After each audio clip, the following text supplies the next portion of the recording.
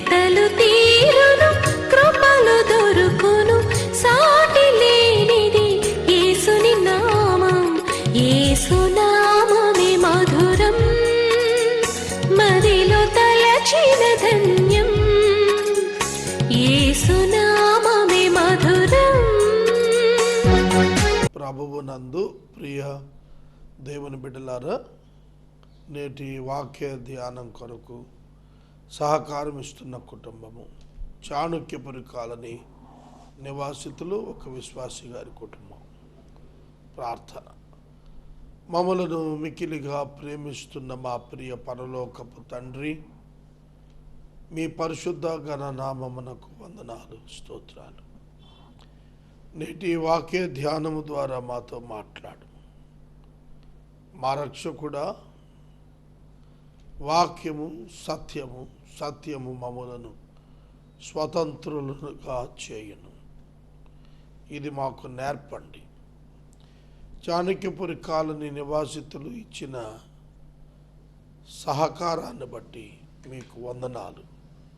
కుటుంబాన్ని దీవించండి. వాక్యము చేత మీరు మాతో మాట్లాడండి. యేసు నామమున వేడుచున్నాము తండ్రి, ఆమెన్. ప్రభువునందు ప్రియ దేవుని బిడ్డలారా, మీ పరిశుద్ధ బైబిల్ గ్రంథాన్ని తెరవండి. కొరింథీ మొదటి పత్రిక 8వ అధ్యాయము 7వ వచనము నుండి అధ్యాయం చివరి వరకు. మనము ఈ అధ్యాయాన్ని ఒక దినము చదివాము. మరలా మొదటి వచనం నుండి 6వ వచనం వరకు నేను మరొక ప్రసంగం దీని మీద చేశాను. ఇప్పుడు ఇదే అధ్యాయంలో మిగిలిన భాగం మీద మరొక వర్తమానం వింటున్నాము.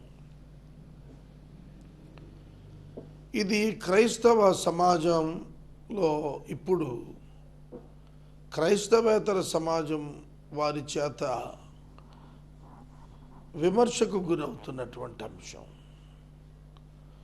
మేము ఏది మా ఫలహారములు పెట్టినా క్రైస్తవులు తినరు ఎందుకని? సింపుల్ ఆన్సర్ ఏమిటంటే, విగ్రహారాధన దేవుడు చేయొద్దు అన్నాడు, విగ్రహార్పితము తినకూడదు. అయితే విగ్రహము ఒట్టిదనియు, విగ్రహము యందు ఏమీ లేదనియు, దేవుడు సమస్తమును దయచేసిన వాడనియు స్పృహ కలిగి స్తుతించి తినిన వానికి విధమైన పాపము లేదు అనేది వాక్యం చెబుతుంది. అయితే బలహీనమైన మనసాక్షి కలిగిన క్రైస్తవ సోదరుల నిమిత్తం తినవద్దు అని అన్నాడు. కనుక విగ్రహార్పితం భుజింప వీలు లేదనేది ఖచ్చితం. విశ్వాసములో స్థిరుడైన వాడు, ఇది విగ్రహము ఉట్టిది అనుకున్నవాడు భుజించినప్పుడు అది అతనికి తప్పితంగా ఎంచబడదు. ఎందుకంటే అసలు ఆ కాన్సెప్ట్ మైండ్లో లేదు. ఆ కాన్సెప్ట్, ఏ కాన్సెప్ట్? ఇది విగ్రహం, వీళ్ళు దీనికి పెట్టారు కాబట్టి ఇది అర్పించబడింది కనుక నేను తింటున్నాను అనే భావన కాక, అసలు విగ్రహమే లేదు, అది ఉట్టిదే, దేవుడు కాని కాడు, వారు ఇది ఎరుగరు, దేవుడు అక్కడే ఆయన ప్రభు యేసుక్రీస్తు మాత్రమే, ఏ ఆహార పదార్థం కూడా విసర్జింపదగింది కాదు, ప్రతి పదార్థం దేవుని చేత ఇవ్వబడింది, ఇది ఒక పదార్థం మాత్రమే అనుభుజించిన వాడు ఏ విధమైన లోపం లేనివాడు. ఇది మనం ధ్యానం చేస్తున్నాము. ఈ నేపథ్యంలో మనం తెలుసుకోవాల్సింది ఏమిటంటే, అందరి యందు ఈ జ్ఞానం లేదు. క్రైస్తవులందరిలో ఇట్లాంటిది లేదు.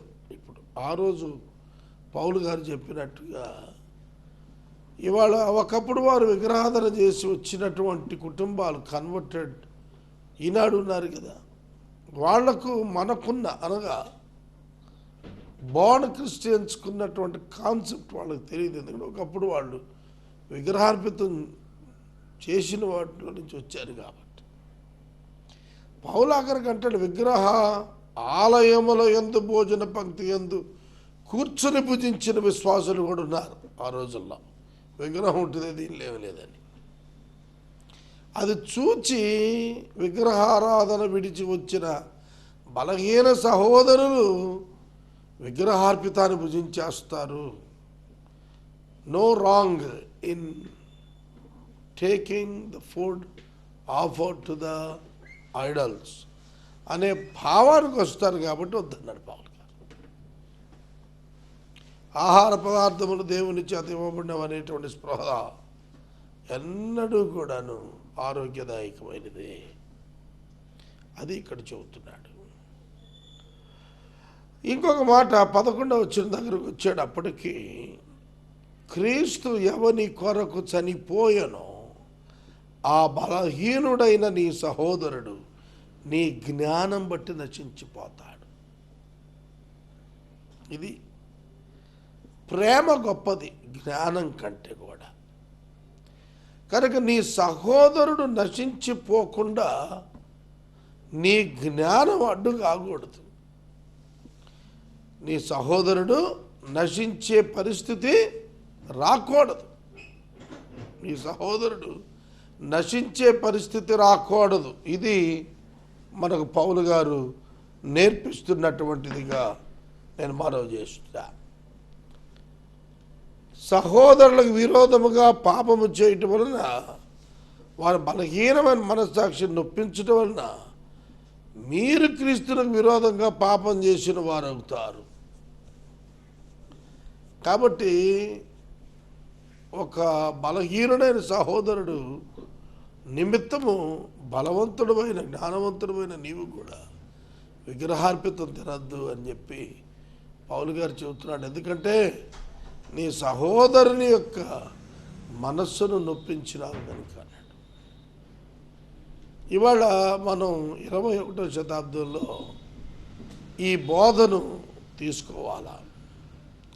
సహోదరుని మనస్సు నొప్పించుట.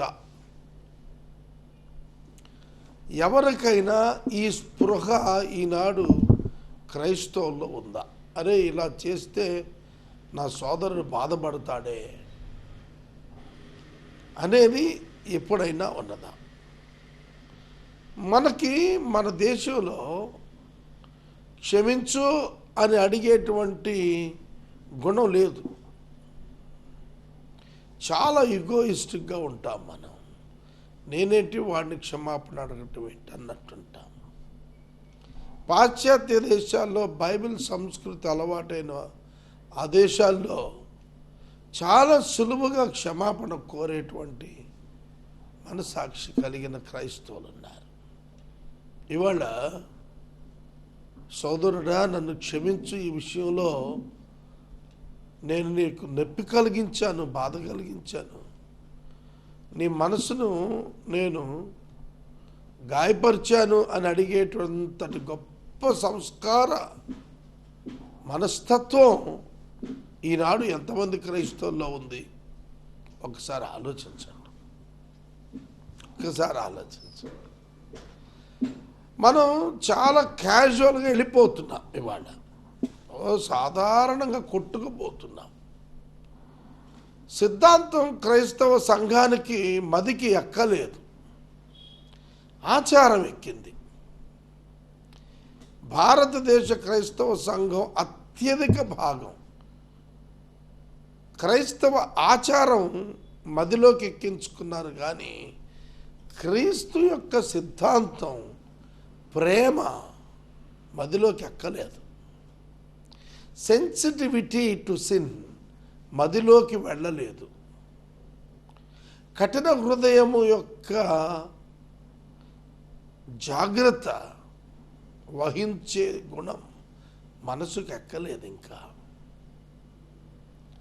స్టబర్న్ హార్ట్స్, విమర్శలు సహోదరులపై విమర్శలు, సవాళ్ళు, ఇవన్నీ ఈనాడు మనం అత్యధికంగా చూస్తున్నాము. ఒక్క సహోదరుని మనస్సు నొప్పించుట కూడా క్రీస్తుకు వ్యతిరేకమైన పాపమని ఇవాళ మనలో అతి తక్కువ మంది గ్రహించారు. ఇది వాస్తవం. ఇంకా ఇప్పటికీ ఐపీసీ రిలేటెడ్ కౌన్సిలింగ్స్ మన కుటుంబాల్లో అవసరం అవుతున్నాయి అని అంటే కారణం ఏమిటంటే వాక్యము యొక్క శక్తిని ఎరుగకపోవటం. IPC related, Indian penal code related counsellings through police and through legal authorities స్వచ్ఛందంగా అవసరం అవుతున్న ఈనాడు చాలా క్రైస్తవ కుటుంబాల్లో. అంటే అర్థం ఏంటంటే క్రీస్తు అర్థం కాలేదు వారికి. క్రీస్తు యొక్క సారమైన ప్రేమ అర్థం కాలేదు. ఇది మనం గ్రహించాలి. భోజన పదార్థముల వలన సహోదరునికి అభ్యంతరం కలిగితే అసలు నేను మాంసమే మాంతాను అన్నాడు. భోజన పదార్థం వల్ల నా వల్ల సహోదరునికి అభ్యంతరం కలిగితే నేను మాంసము పూర్తిగా మానేస్తాను అన్నాడు పౌలు గారు. ఎందుకు అన్నాడు అలా? ఒక విగ్రహ ఆలయ భోజన పంక్తికి వెళ్లకుండా ఉంటే చాలు కదా. అలా కాదు. పౌలు అంటాడు, ఆ భావన, ఏ భావన? విగ్రహార్పిత మాంసం భుజిస్తున్నాడు పౌలు అనే ఒక సాధారణ భావన సాధారణ భోజన పంక్తిలో మాంసం తిన్నప్పటికీ కూడా సహోదరుడికి పౌలుపై రాకుండా నిమిత్తము పౌలు అసలు మాంసమే మానేస్తానన్నాడు. అదండి క్రైస్తవం అంటే. సహోదరుడు ముఖ్యం. మన అపేక్షలు, మన ఇష్టముల కంటే ఒక సహోదరుని యొక్క ఫీలింగ్ ఇంపార్టెంట్. నువ్వేమనుకుంటే నాకెందుకు, నాకేది ఇష్టం చేస్తాను అంటాడు వాళ్ళ క్రైస్తవుడు.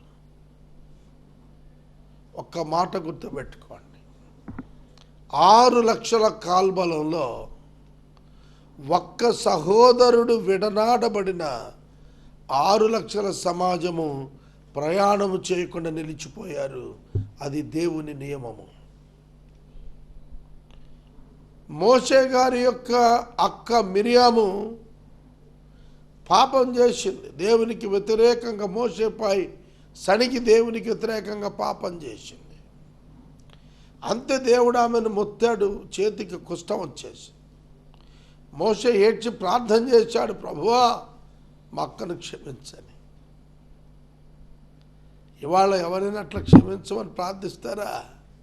చూసుకో, నా వల్లే నన్ను అన్నందుకు ఇట్ట అయిపోయింది అని ఆత్మీయంగా గర్విస్తారు. కానీ మోషే ఏడ్చి ప్రార్థించాడు, ప్రభువు కనుకరించని. ఆమె 7 దినములు సమాజానికి వెలుపుటుంది కుష్ఠరోగాన్ని బట్టి. దేవుడు వెంటనే శుద్ధి చేశాడు. అయినా 7 రోజులు పవిత్రపరచబడే ప్రక్రియ లేవీకాండం 14 ప్రకారం జరగాలంటే 7 రోజులు ఆవిడ బయట ఉండాలి. ఆమె ఒక్కదాని కొరకు 7 రోజుల ప్రయాణాన్ని 6 లక్షల ఇశ్రాయేలీయులు ఆపేశారు.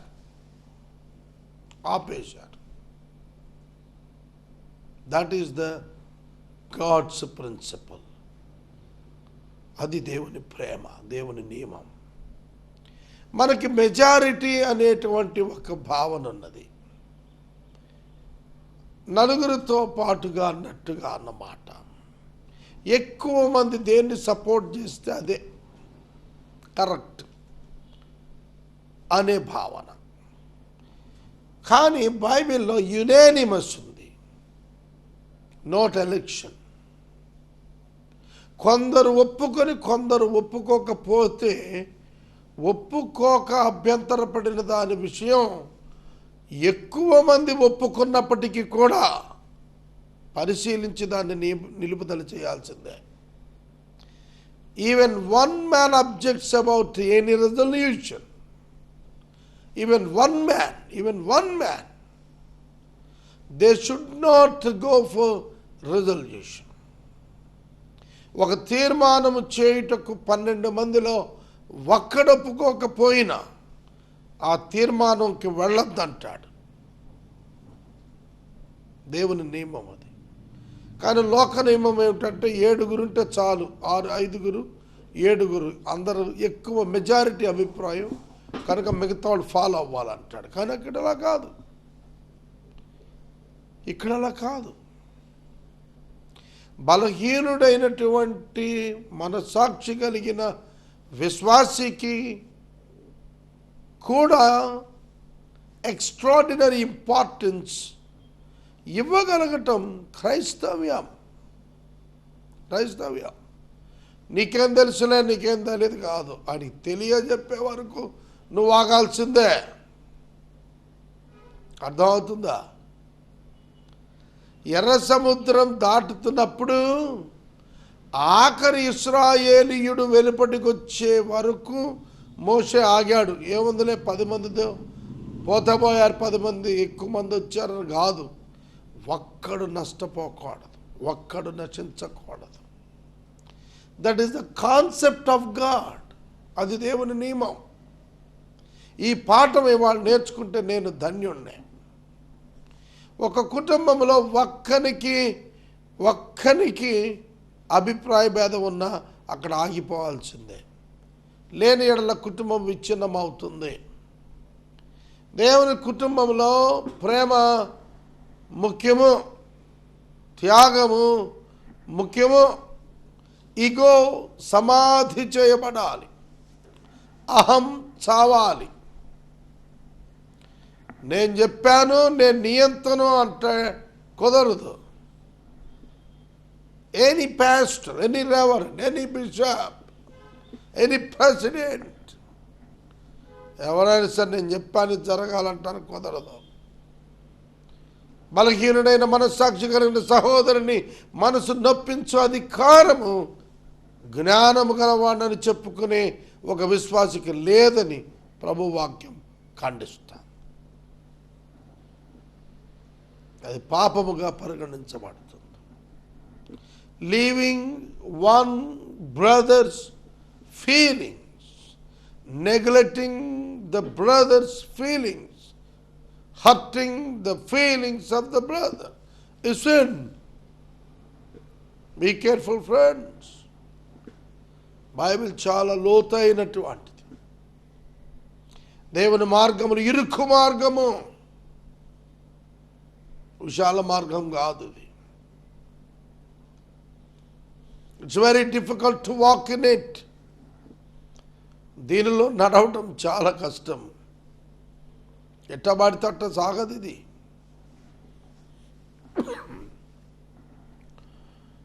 9వ అధ్యాయము మనం ప్రారంభించుకోవాలి.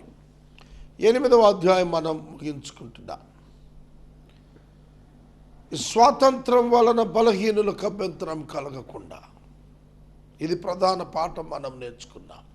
మన జ్ఞానం వల్ల, మన స్వాతంత్రం వల్ల, మన బలం వల్ల, మన తెలివిగల తనం వల్ల మన సహోదరుల భావన ఎక్కడ కూడా వారు వ్యతిరేకం అవ్వకూడదు. All should be one in thought, in mind also. ఆలోచనలో, మనసులో కూడా అందరూ ఏకాత్మ, ఏక మనసు కలిగి ఉంటేనే క్రైస్తవ సంఘ ఔన్నత్యం, లేకపోతే లేదు.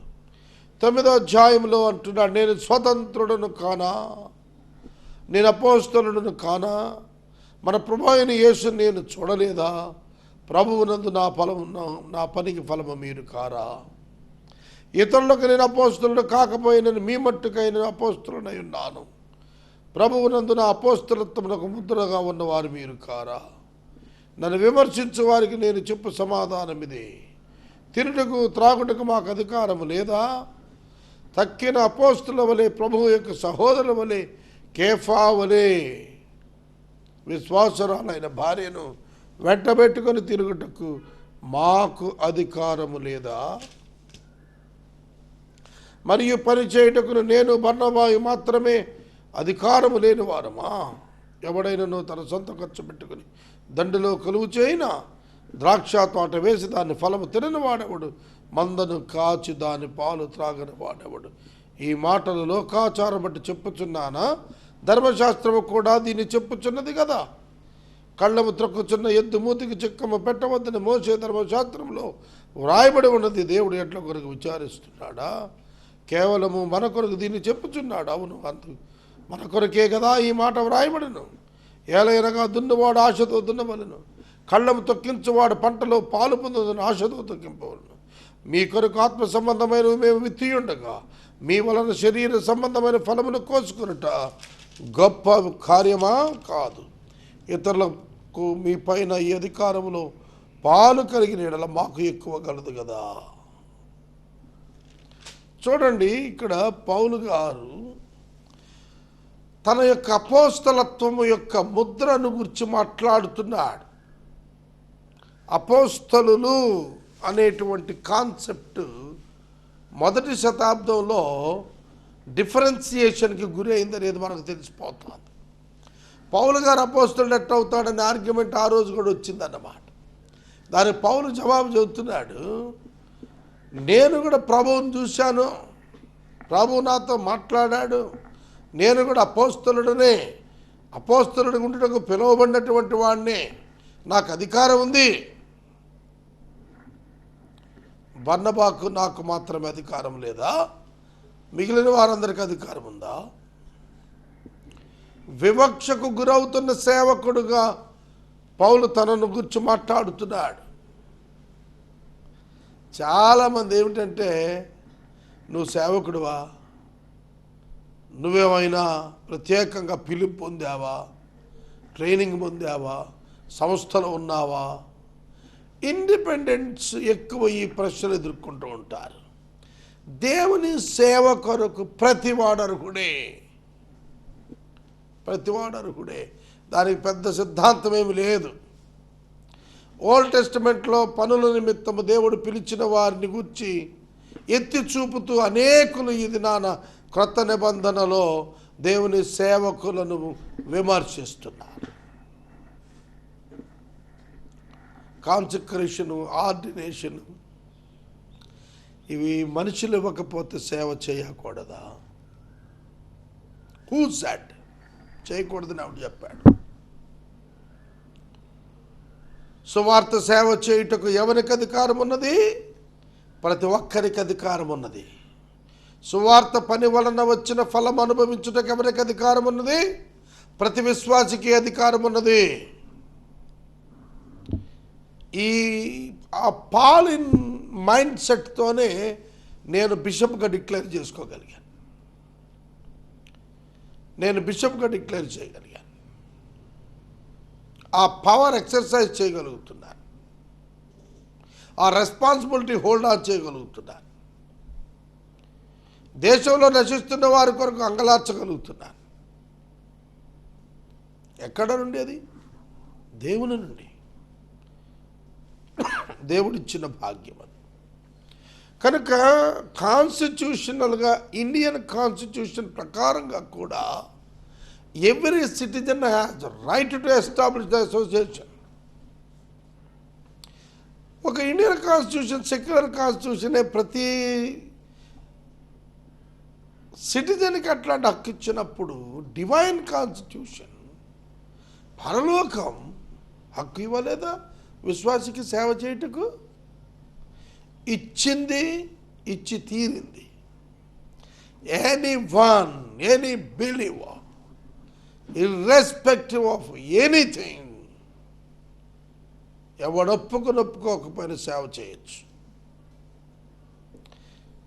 కొన్ని సంఘాల్లో అయ్యగారు పూజ చేస్తేనే, అయ్యగారి యొక్క భజన చేస్తేనే ఆ పెద్దని సేవకు పంపుతాడు. అక్కర్లేదు. You go on your own with gospel to unreached millions. It is God's commandment for everyone. Paul గారు చెప్పింది అదే. He declared himself as the apostle. His calling is nothing less than the apostles called by Jesus Christ. ఏమీ తక్కువ కాదు, ఏమీ తక్కువ కాదు. నన్ను పిలిచాడు దేవుడు అన్నాడు. ఎందుకు? రక్షించిందే పిలిచింది.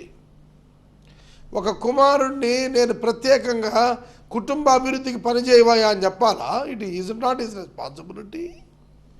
Is it not his responsibility? Welfare of the family is the responsibility of the member of the family. క్రీస్తు యొక్క అవయవములు మనం చేస్తాం, సేవ చేస్తాం, క్రీస్తుని రుజువు చేస్తాం, క్రీస్తుని ప్రకటిస్తాం, క్రీస్తు పేరిట సేవా ఫలాన్ని అనుభవిస్తాం. నూర్చెడు ఎద్దు మూతికి చిక్కము ఉంచకూడదని రాయబడి ఉన్నది. నేను మనవి చేస్తున్నాను ప్రియమైన దేవుని బిడ్డలారా, ఫలానా వాడే దేవుని సేవ పేరిట బ్రతకాలని ఎక్కడ రాసి లేదు బైబిల్లో. ప్రతి రక్షణ పొందిన వాడు అర్హుడే. ఆత్మ సంబంధమైనవి విత్తి శరీర సంబంధమైనవి కొయ్యాలా? మేము సువార్త ప్రకటన చేస్తూ ఈ హ్యూమన్ స్ట్రక్చర్కి వాల్యూ ఇవ్వాలా? ఇవ్వక్కర్లా. ఇప్పటికీ నేను చాలామంది బిషపులకు మింగుడు పడలా. ఏమిటా ఇట్లా మాట్లాడతాడు ఈయనని.